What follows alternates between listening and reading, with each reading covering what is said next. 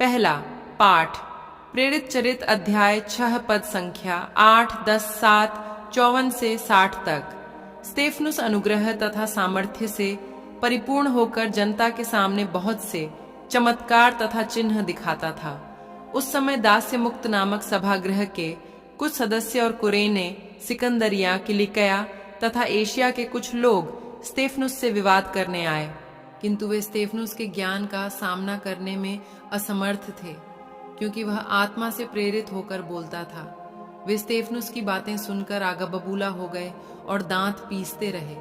स्तेफनुस ने पवित्र आत्मा से पूर्ण होकर स्वर्ग की ओर दृष्टि की और ईश्वर की महिमा को तथा ईश्वर के दाहिने विराजमान ईसा को देखा। वह बोल उठा, मैं स्वर्ग को खुला और ईश्वर के दाहिने विराजमान मानव पुत्र को देख रहा हूँ। इस पर उन्होंने ऊंचे स्वर से चिल्लाकर अपने कान बंद कर लिए। वे सब मिलकर उस पर टूट पड़े और उसे शहर के बाहर निकालकर उस पर पत्थर मारते रहे। गवाहों ने अपने कपड़े साउल नामक नवयुवक के पैरों पर रख दिए। जब लोग स्तेफनुस पर पत्थर मार रहे थे तो उसने यह प्रार्थना की, प्रभु ईसा मेरी आत्मा को ग्रहण कर। तब वह घुटने टेक कर ऊंचे स्वर से बोला, प्रभु यह पाप इन पर मत लगा, और यह कहकर उसने प्राण त्याग दिए। यह प्रभु की वाणी है। ईश्वर को धन्यवाद। सुसमाचार संत मत्ती अध्याय 10 पद संख्या 17 से 22 तक। मनुष्यों से सावधान रहो, वे तुम्हें अदालतों के हवाले कर देंगे और अपने सभागृहों में तुम्हें कोड़े लगाएंगे। तुम मेरे कारण शासकों और राजाओं के सामने पेश किए जाओगे, जिससे मेरे विषय में तुम उन्हें और गैर यहूदियों को साक्ष्य दे सको। जब वे तुम्हें अदालत के हवाले कर रहे हों तो यह चिंता नहीं करोगे कि हम कैसे बोलेंगे और क्या कहेंगे।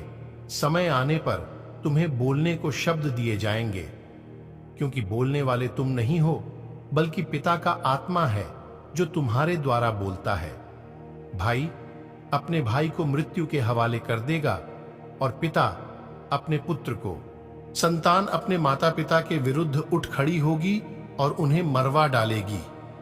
मेरे नाम के कारण सब लोग तुमसे बैर करेंगे, किंतु जो अंत तक धीर बना रहेगा उसे मुक्ति मिलेगी। यह प्रभु का पवित्र सुसमाचार है। हे ख्रीस्त तेरी स्तुति हो। मनन चिंतन।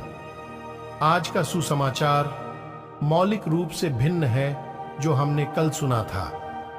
यह सुसमाचार यीशु द्वारा अपने शिष्यों से यह कहते हुए आरंभ होता है, सावधान रहो। क्रिसमस के दिन हमने जो पाठ सुना उससे कितना विरोधाभास है। आज यीशु अपने शिष्यों को चेतावनी दे रहे हैं कि यदि वे उनका अनुसरण करना जारी रखेंगे तो उन्हें राज्यपालों और राजाओं को सौंप दिया जाएगा। उनसे भी नफरत की जाएगी। यदि वे अंत तक यीशु के प्रति वफादार रहे तो वे बच जाएंगे।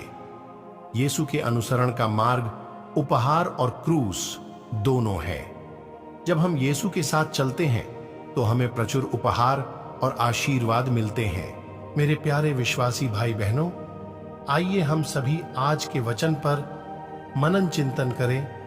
आप सभी को परमेश्वर आशीष प्रदान करे। आमीन।